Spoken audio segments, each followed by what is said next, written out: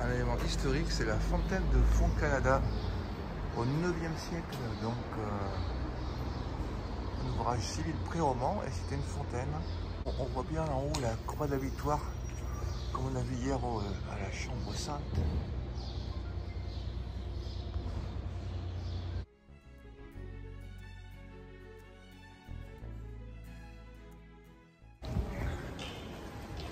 Un départ d'Oviedo, et voilà, on passe devant la basilique San Juan el Real.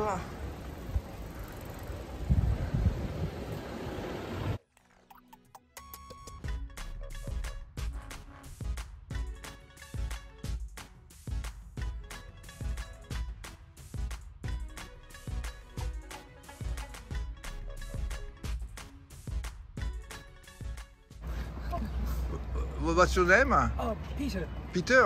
And Mary. Mary? Emily. Emily? Emily. Emily. Hey! Tony. Tony! Monica. Bon camino! Bon camino.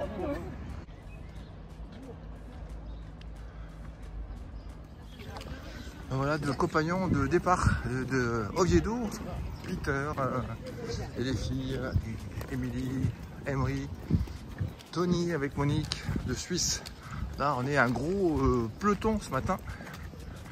Ça va s'éparpiller après au gré des étapes. Ou ceux qui vont pas se tirer devant, ceux qui vont être derrière. Ça va se stabiliser tout ça. Et voilà, donc on quitte Oviedo. Alors...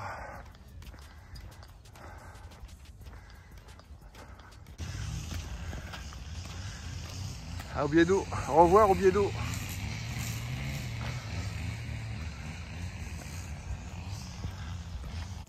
Beaucoup de monde donc ce matin, oui, j'ai là rencontré Robert de Berlin. On a discuté un peu, il a fait le français en hiver et puis le Norté qui va à Saint-Jacques et non au Sauveur, visite le serviteur et non le Seigneur. Donc voilà la motivation qui faisait que les gens qui allaient à Compostelle, comme Magnier, qui est allé à Compostelle, ensuite il a pris Sobrado Ribadeo pour venir à Oviedo. Après Compostelle, il fallait venir à Oviedo, absolument, car les reliques, c'est les reliques du Christ. Je crois que c'est 6 épines de la couronne. Donc il y a des choses qui ont disparu d'ailleurs dans les reliques en 1934, où l'église a été bombardée. Donc la chambre sacrée, les reliques sites Magnier sont plus les mêmes aujourd'hui. Il en manque notamment le lait de la Vierge qu'il y avait avant, qui était dans l'inventaire.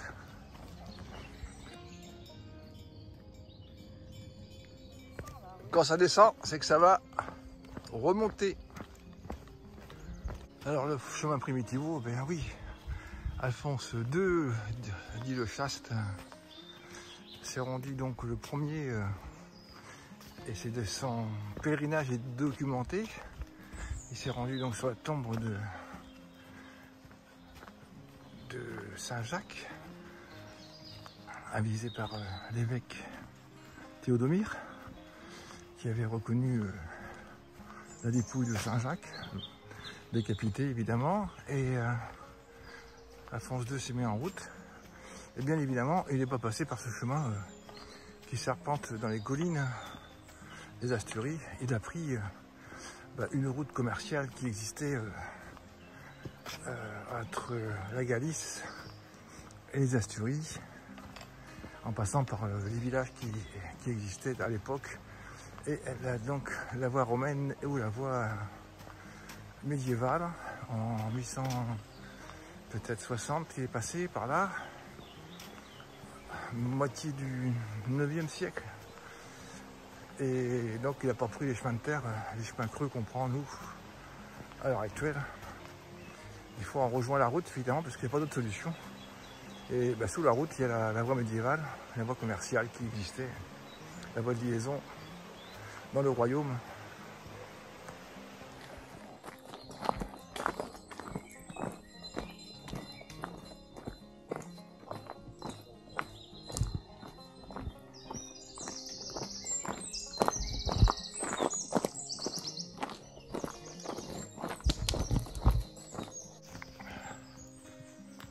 Voilà, 11h15, on avance gentiment sur cette première étape du Primitivo.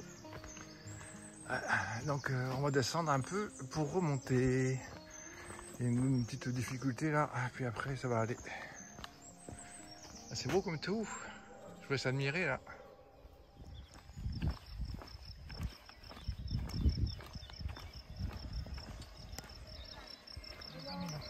Gracias.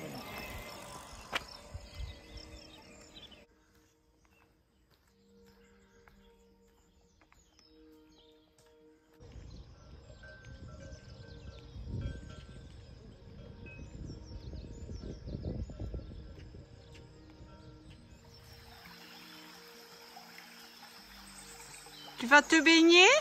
Ouais, allez à peu près.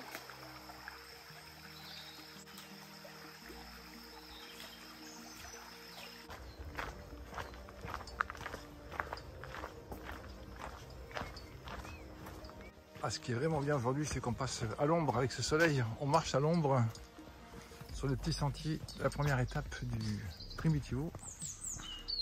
C'est super bien. Bon, là, il y a un petit peu de bouillasse, mais ça ne dérange pas les vélos. Il y a un super aménagement là pour marcher, pour éviter la boue.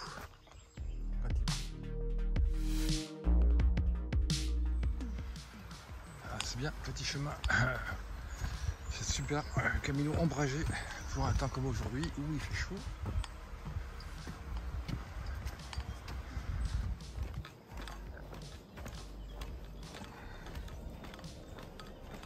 Voilà, 14h15, on a fait la pause du midi pendant peut-être 3 quarts d'heure. Et maintenant, en direction Grado pour l'auberge de ce soir. Fin de la première étape des Camino primitifs. Camino Primitivo. Gros, on a fait ça. Regarde la chapelle avec la montagne derrière. Ouais.